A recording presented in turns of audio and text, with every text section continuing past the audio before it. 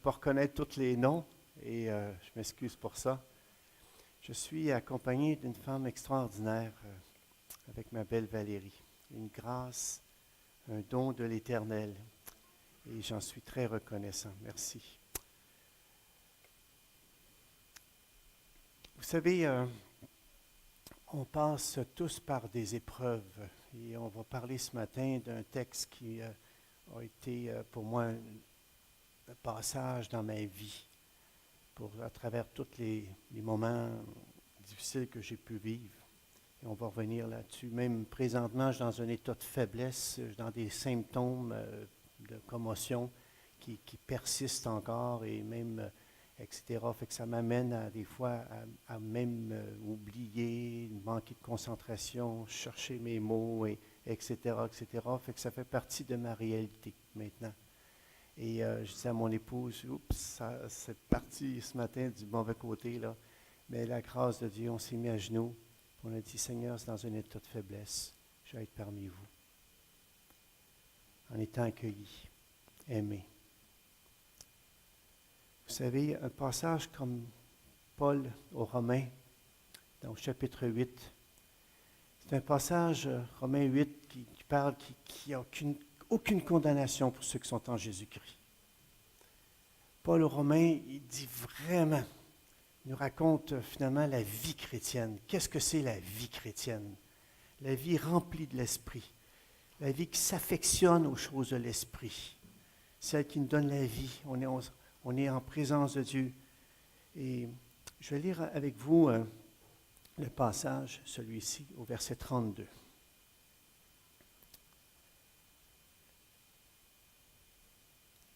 Verset 31, excusez. Que dirons-nous donc à l'égard de ces choses? Si Dieu est pour nous, qui sera contre nous?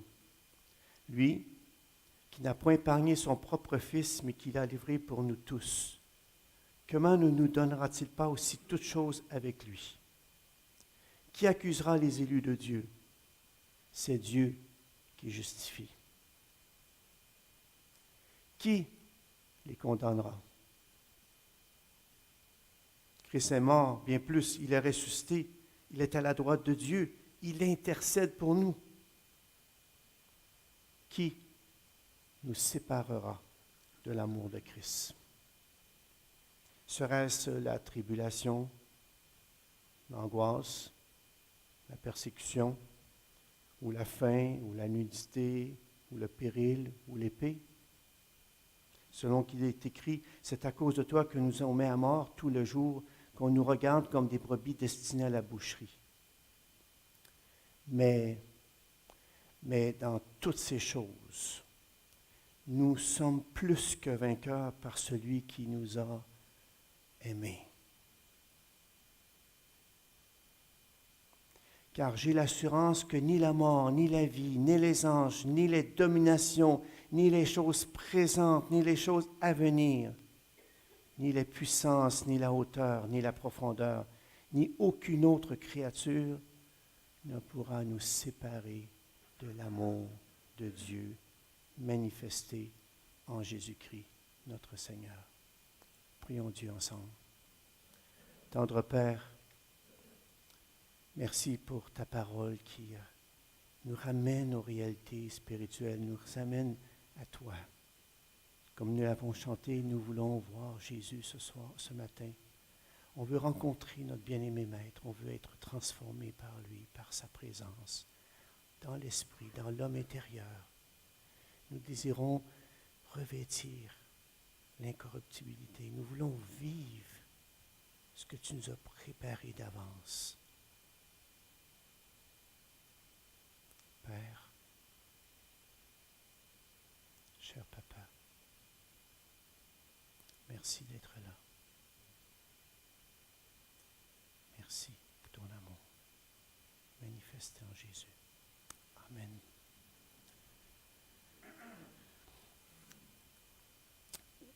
Plusieurs personnes nous posent des questions dans la vie de tous les jours. On nous pose la question, où est ton Dieu?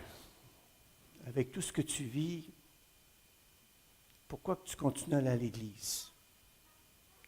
Pourquoi que tu as tant de problèmes puis avec tous ces problèmes-là, pourquoi tu continues à croire que ton Dieu est bon, puis pourquoi tu continues à lire les Écritures avec tout ce que tu vis présentement, avec les problèmes de ta vie. Tu as tant d'épreuves, tant de maladies, tu as de la misère à arriver financièrement. Ça ne va pas bien, des problèmes de cœur, d'abandon. Pourquoi tu continues? Et la question que Paul dit, c'est qui sera contre nous? Qui accusera? Qui condamnera? Qui va nous séparer de l'amour de Christ? La question du qui nous amène à dire que nous sommes dans un combat. Nous déclarons une guerre. En croyant en Jésus-Christ, en étant chrétien, on est en train de déclarer d'un côté où que nous sommes. Qui va accuser les chrétiens? Puis, plusieurs disent, c'est drôle, depuis que je suis chrétien, j'ai tout perdu. Ma famille, mon travail, mes amis. Et là, il y a une petite voix qui dit, en dedans de nous, des fois, quand on passe par ces désobéissances, ces périodes difficiles dans notre vie, même il y a une voix à l'intérieur de nous qui dit, qu'est-ce que tu fais là? Qu'est-ce qui se passe? Puis on a des questions et on s'en pose. C'est sûr que tous ceux qui vont vivre pieusement en Jésus-Christ vont être persécutés. C'est sûr, lorsqu'on se positionne avec Jésus-Christ, il y a des risques. Lorsqu'on prend une décision de foi, c'est sûr que ça amène à sortir de notre zone de confort à une zone d'inconfort, parce que nous croyons. C'est sûr qu'en ayant Jésus-Christ avec nous, ça nous positionne dans ce monde. Le fait de marcher par la foi, c'est sûr que ça va nous amener des décisions. Par exemple, dans l'évangélisation, on a des risques quand on commence à se positionner de quel côté nous sommes. Inévitablement, on dit « Ah, tu es chrétien ». Les gens aiment entendre parler de spiritualité. Là, si tu parles de spiritualité, tu es in. Mais si tu parles de Jésus-Christ, tu es out. Mais il y a un risque lorsqu'on dit « Je suis chrétien et je crois en Jésus-Christ ».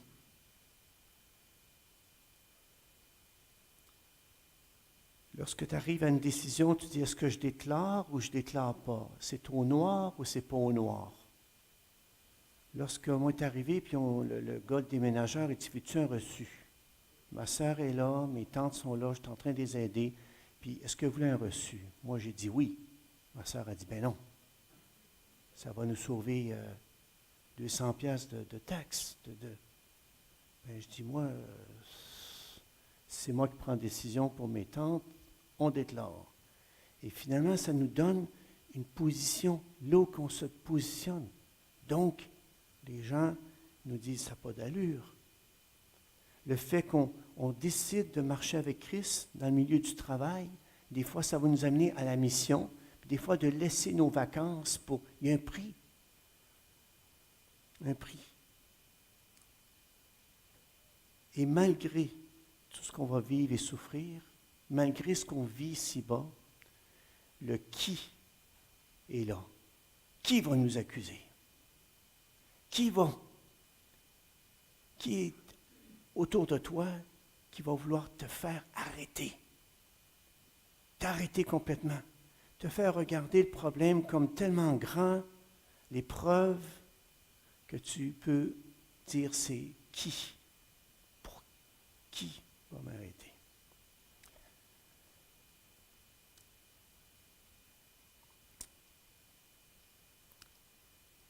C'est sûr que la parole de Dieu nous dit qu'on n'a pas à combattre contre la chair et le sang, mais contre les principautés, contre les autorités, contre les puissances. Et c'est sûr que dans l'histoire de l'Église, il y a eu constamment des persécutions, des famines.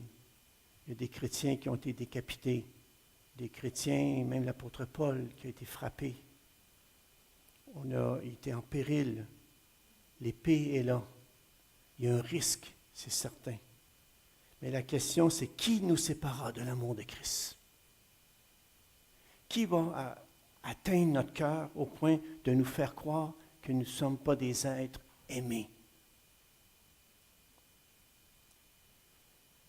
si l'adversaire arrive à nous convaincre que Dieu n'a pas d'amour, on lui donne beaucoup de pouvoir. Et c'est pourquoi que l'apôtre Paul dit que ce qu'il fait passer à travers toutes ces épreuves, c'est parce qu'il sait et qu'il est convaincu qu'il est aimé. Se placer en dehors de l'amour de Christ, c'est déclarer sa misérabilité. C'est-à-dire que lorsqu'on commence à douter de son amour, je poserai la question, c'est qui peut t'aimer plus que Jésus-Christ? Quelle personne pourrait arriver à t'aimer autant que Christ? Chercher l'amour en dehors de lui, ça nous amène à une forme d'esclavage et se conformer à tout ce monde et devenir aussi misérable qu'eux. D'être constamment insatisfait par un amour humain. Et dans ce passage, la victoire sur le mal et les épreuves, c'est de savoir que nous sommes aimés. La conquête n'est pas de passer à travers l'épreuve ou de vaincre une tentation ou de prendre son ennemi puis de faire face à son ennemi. Mais ici, c'est la certitude que je suis aimé. La grande victoire, c'est d'être convaincu que tu es un homme et une femme aimés. Ce n'est pas de passer à travers l'épreuve. Ce n'est pas le fait de dire j'ai vaincu la tentation. C'est non, je suis tout simplement aimé. Aimé par Dieu.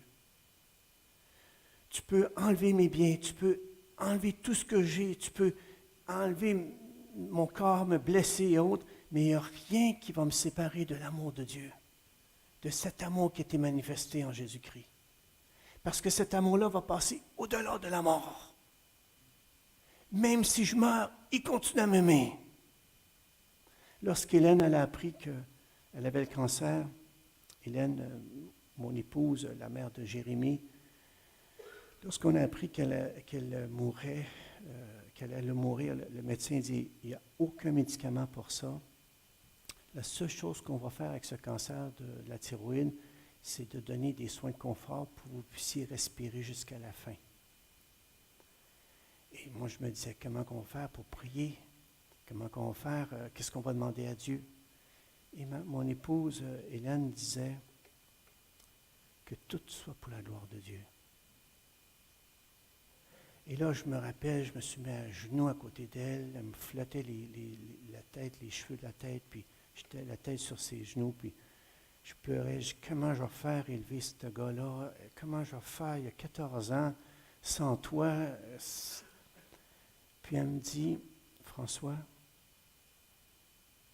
mon meilleur ami, tu sais comment il s'appelle? Il s'appelle Jésus. Jésus a donné sa vie pour moi. Puis je vais aller le rejoindre. Est-ce que tu crois vraiment que Jésus-Christ est mon meilleur ami? J'ai dit oui, je me rappelle lorsque je t'ai demandé la main. Je t'avais demandé, est-ce que tu veux me marier? Tu m'avais dit que tu étais déjà fiancé. Fait que j'ai dû changer ma phrase et dire, est-ce que je peux être le deuxième? Tant que c'est lui le premier. Et là, elle m'a pointé du doigt sur mes côtés et elle a dit, François, mon meilleur ami va prendre soin de toi. Puis de mon garçon. Parce qu'il m'aime. Parce que Dieu m'aime. Qui va me séparer de l'amour de Christ? Est-ce que ça va être l'épreuve? Ça va être le fait qu'on perd une personne? Je me rappelle aux funérailles, lorsque Jérémie, mon gars, il se lève, puis j'ai dit, c'est la dernière fois, tu vas vous donner un mot de témoignage à ce que tu voudrais. Alors il s'est levé, puis il a écrit 2 phrases avant. Puis il se prend le micro, il y avait à peu près 400 personnes aux funérailles, puis il dit, j'aimerais remercier Dieu pour la mère qu'il m'a donnée. Parce qu'elle m'a enseigné dans les Écritures. Puis il va s'asseoir. Le courage de parler comme ça devant tous. Et là, M. Alexanian s'est levé. M. Alexanian, c'est un des fondateurs de Sembec, qui était directeur. Il s'est levé, puis il a dit devant tout le monde, « Jérémie, Jérémie, il n'y a rien qui va te séparer de l'amour de Christ. » Il a cité ce passage. Il dit, qu'est-ce qui arrive? Que ce soit les épreuves, peu importe, car il dit, Christ t'a aimé. Il nous a tellement aimés qu'il a montré son amour. Comment que Christ a montré son amour? En manifestant à la croix. Il a montré qu'il nous a aimés parce qu'il a porté la colère de Dieu sur lui. Il nous a tellement aimés que Jésus-Christ a accepté de quitter son trône, venir sur la crèche comme un petit enfant et vivre comme nous sur cette terre. Jésus-Christ a vécu cette vie de famille. Il a vécu ce que c'était d'avoir faim, d'être fatigué. Jésus-Christ est venu ici pour vivre dans les limites de cette humanité. Il s'est fait rire de lui, refusé par ses propres frères. Les frères ne croyaient même pas en lui. Il a accepté les souffrances d'ici-bas, la soif. Il a accepté les clous. Il a accepté d'être humilié. Le bon berger donne sa vie pour ses brebis. Je donne ma vie qui ne se mesure pas. Je suis prêt à mourir pour toi. Parler de l'amour de Dieu sans la croix, c'est de ne pas comprendre l'amour. Parce que l'amour coûte quelque chose. Lorsque les gens parlent de beaucoup Dieu m'aime, mais qui ne parlent pas de croix, de le coût que ça l'a coûté pour manifester l'amour de Dieu, n'ont pas saisi le grand amour, parce que l'amour a coûté la vie du Fils de Dieu. Il fallait qu'il accepte lui-même cette période où il était à Gethsemane, qui dit, non pas ma volonté, mais la tienne.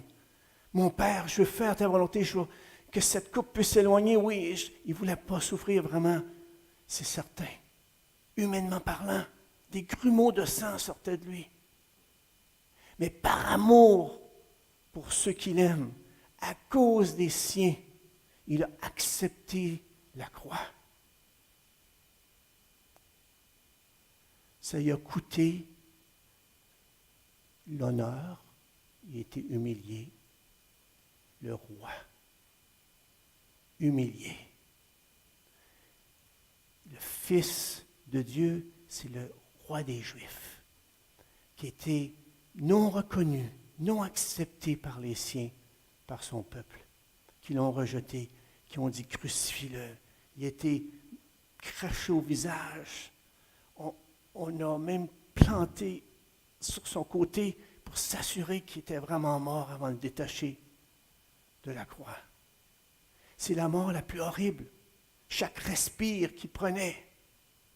Puis il dit, je fais ça par amour pour toi, parce que je veux que tu comprennes que je fais ça parce que le péché mérite la mort.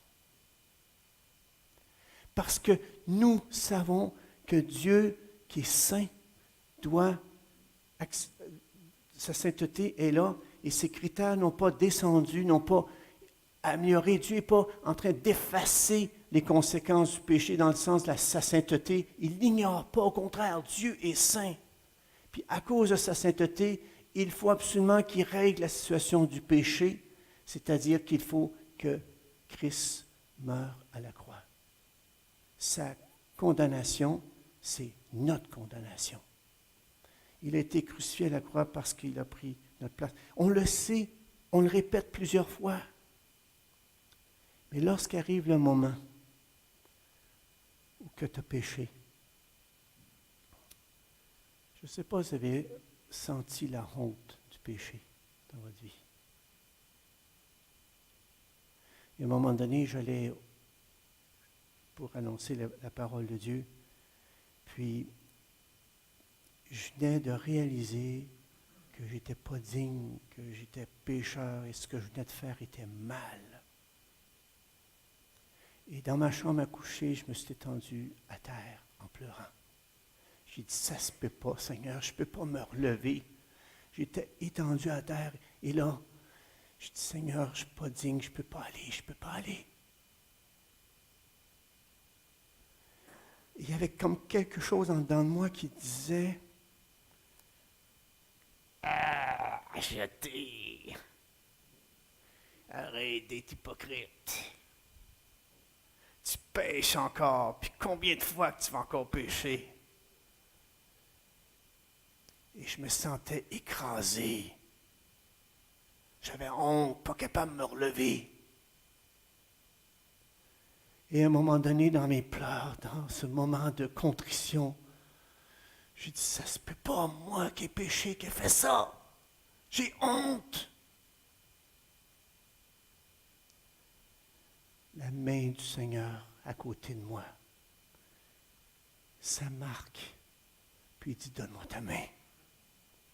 Donne-moi ta main. Relève-toi. Relève-toi, François. Donne-moi ta main. Et je t'ai écrasé, je ne voulais même pas te donner la main. Je ne voulais même pas.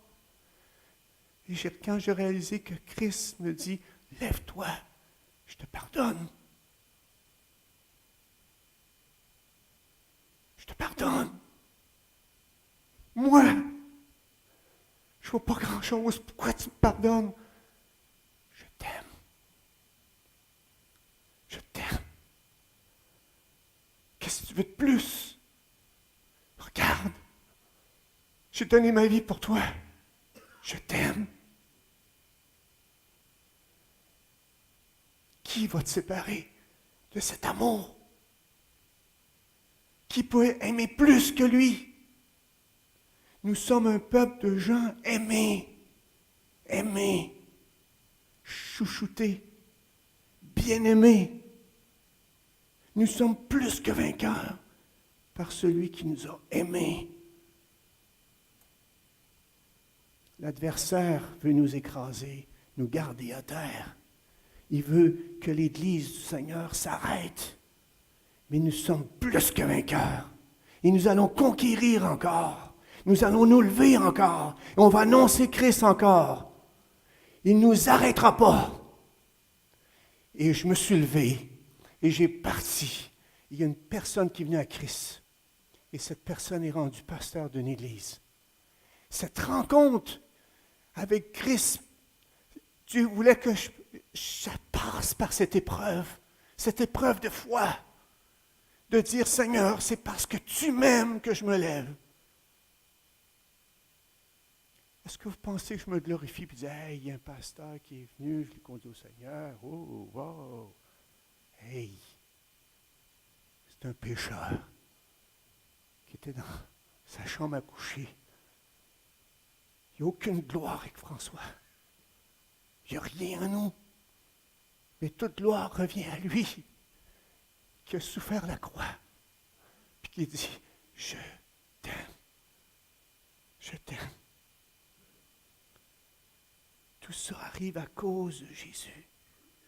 Les tribulations, lorsque j'ai des angoisses, lorsque j'ai des moments où qu'est-ce qui va arriver de ma vie, mes inquiétudes, mes insécurités, lorsque j'ai des troubles pour payer des choses, lorsque j'arrive dans des situations que les gens se moquent de moi,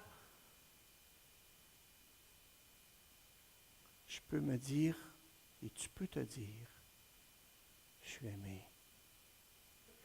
Je suis aimé. Je suis plus que vainqueur et je n'ai pas besoin de fuir. Je n'ai pas besoin de fuir cette souffrance. J'ai tout simplement à l'accueillir, puis dire, Seigneur, je vais passer par cette souffrance, par cette épreuve avec toi. Mieux vaut, ma mère disait ça, mieux vaut une tempête avec Jésus que les eaux calmes sans Jésus. Il y a une dame qui qui a eu beaucoup d'épreuves, elle a perdu beaucoup financièrement, puis elle venait à notre assemblée, et finalement elle est avec le Seigneur maintenant. Elle disait, gloire à Dieu, tout ceci arrive, tous ces problèmes que j'ai pour manifester l'amour de Dieu. Parce que les gens de ma famille disent, pourquoi tu continues à venir à l'église? Pourquoi tu continues? Moi, je continue parce que je t'aimais. Et elle continue, par la grâce de Dieu, dans sa présence maintenant.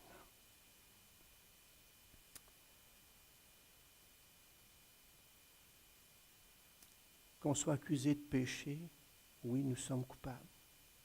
Qu'on soit accusé de gens qui prennent mal la vie, puis qu'il y a toujours oui, on est prêt à dire oui, j'ai mal fait. De dire oui, mais Dieu, dans sa grâce, m'a pardonné. Et je suis plus que vainqueur.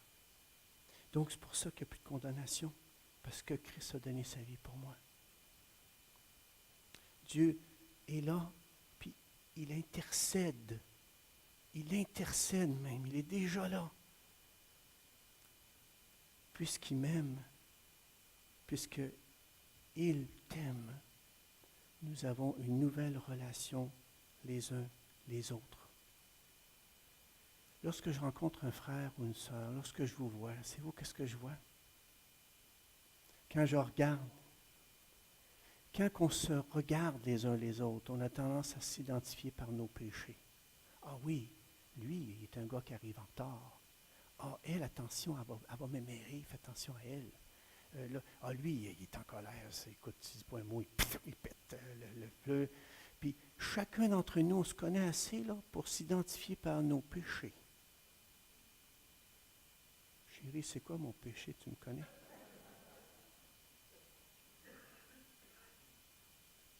On a tendance, en tant que croyants, de se blablader les uns les autres, puis inconsciemment, on est en train de se plaindre les uns les autres, puis on s'identifie par le mal que tu as fait à l'égard de l'autre ou à moi. Mais si on changerait notre vision des choses, puis on commencerait à regarder l'autre comme un être aimé, que tu es aimé par Dieu. Quand je regarde des gens qui sont aimés, qui ont du grand prix, que le sang de Jésus a été versé pour toi. Imagine-toi, la vision des choses, la perspective change complètement parce que je sais que le sang de Jésus t'a lavé et qui a donné sa vie pour toi. Tu es un homme, une femme qui a du prix aux yeux de Dieu. C'est tout se passe là. Comment tu perçois l'Église, comment tu perçois les événements dans la vie. Si je regarde, je voudrais retourner ensemble dans 2 Corinthiens, au chapitre 5, chapitre 4. 2 Corinthiens 4, au verset 16.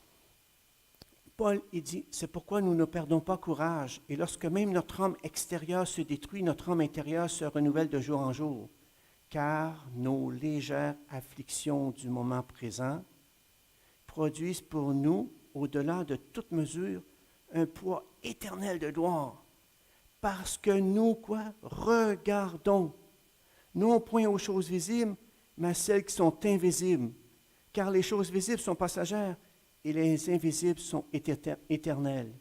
Nous savons en effet que si cette tente où nous habitons sur cette terre est détruite, nous avons dans le ciel un édifice qui est l'ouvrage de Dieu, une demeure éternelle, qui n'a pas été faite de main d'homme.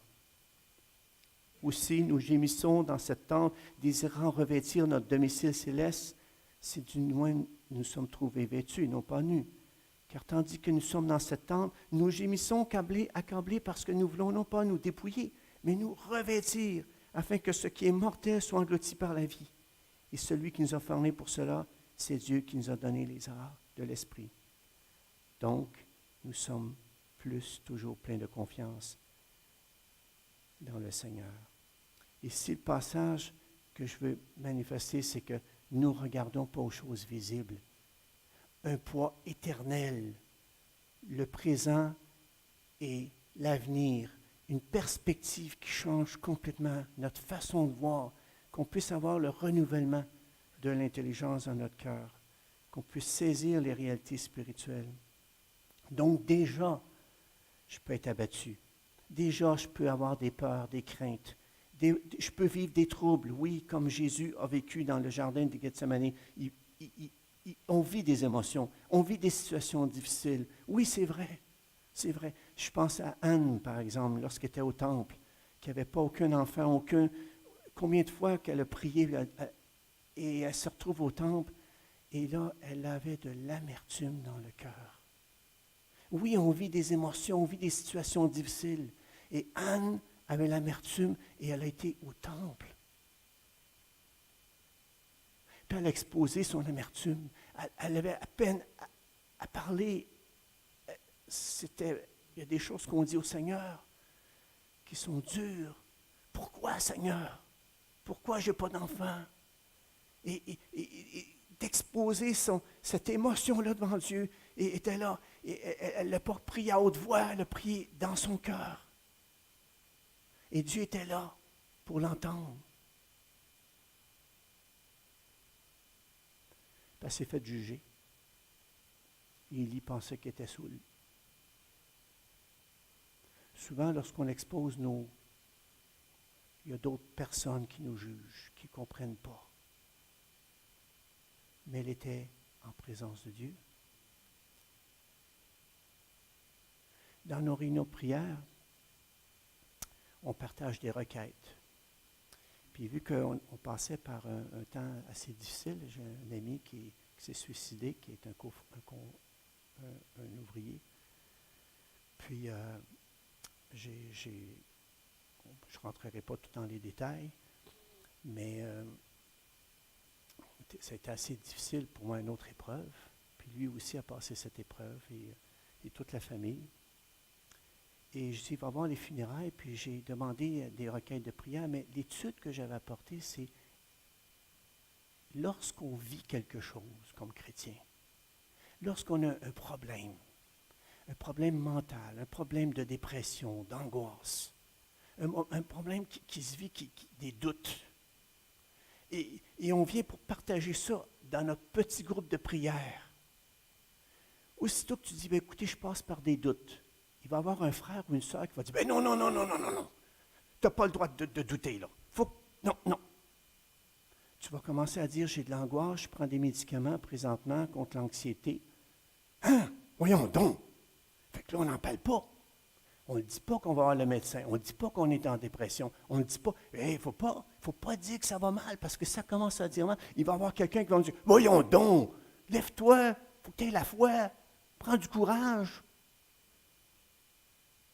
Et finalement, j'expliquais dans mon petit groupe d'études bibliques, est-ce qu'on peut faire comme Anne, exposer notre cœur à Dieu, puis être authentique, dire, Seigneur, j'ai de l'amertume dans mon cœur envers toi. Cette épreuve, je la trouve tough. On peut-tu dire ça à Dieu? On peut-tu dire à Dieu, je ne comprends pas, je ne te comprends pas, puis je ne suis pas là présentement, d'exposer ce que je suis en train de vivre? Fait que tout le monde écoutait l'étude biblique, tout le monde, oui, c'est vrai, c'est etc. Puis là, tout de suite après, quand est arrivé le temps de partage de requêtes de prière, je dis, au funérailles, j'aurais besoin vraiment, je ne saurais pas comment passer à travers ça, je suis vraiment terrassé de voir qu'un de mes collègues s'est enlevé la vie, je suis encore là. Alors, il y a une sœur qui a dit, voyons donc, pasteur. Là, j'ai regardé tout le groupe, est-ce que vous venez de comprendre l'enseignement? Regardez. On coupe. Mais parce qu'on est des gens aimés par le Christ, on va permettre que l'autre puisse exposer son cœur comme Anne. Elle a épandu son cœur devant l'Éternel. Et le lieu de prière, c'est le lieu qu'on veut venir pour étendre notre cœur. C'est pour ça que Jésus dit, viens avec moi, venez prier 1 heure. Puis finalement, c'est quand même trouvé tout seul. On veut être, Même Jésus aurait voulu avoir quelqu'un à côté de lui dans ce moment de souffrance. Quelqu'un qui ne jugerait pas. Quelqu'un qui disait, oui Jésus, tu peux vivre ces moments d'angoisse. Des grumeaux de sang sortent de toi.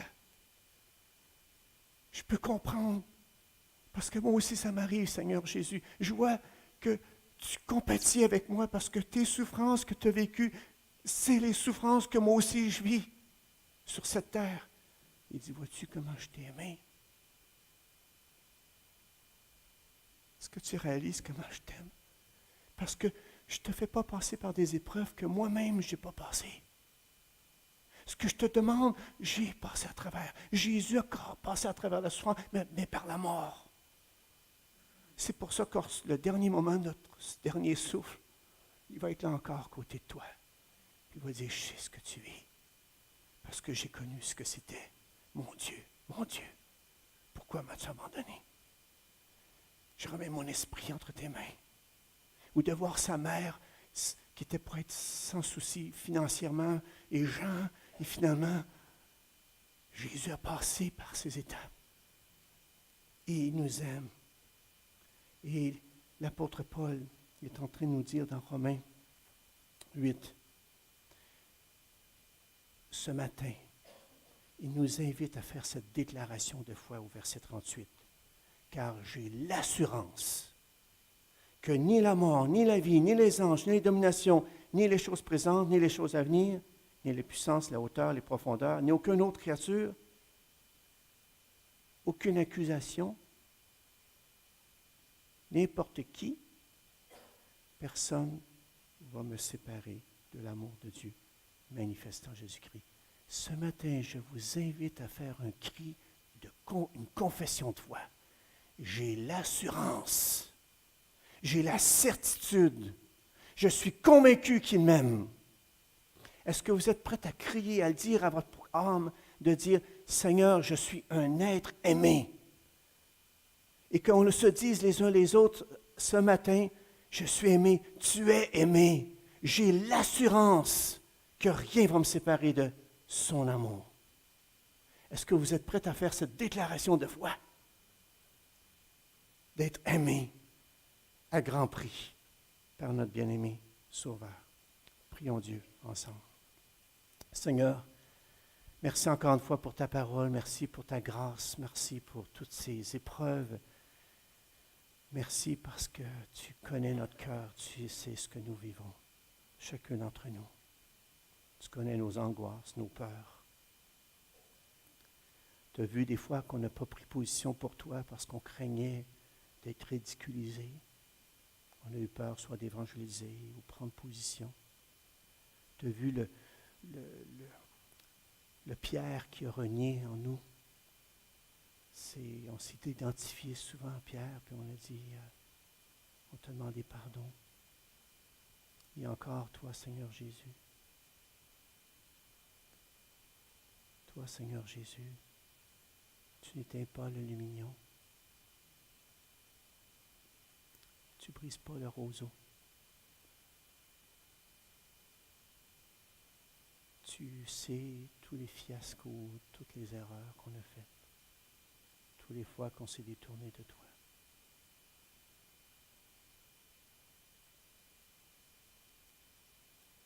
Ta miséricorde, ta grâce, ton amour nous environne. Merci de donner à chacun de mes frères et sœurs ici cet amour. Donne-nous cette conviction, cette déclaration de foi. J'ai l'assurance que rien ne me sépare de cet amour. Tu nous aimes et on n'a pas besoin d'autres preuves. Ça nous suffit qu'on soit aimé par la croix, sur la croix. Jésus a vaincu l'accusateur, celui qui veut nous détourner de cet amour. Merci Seigneur Jésus d'entendre.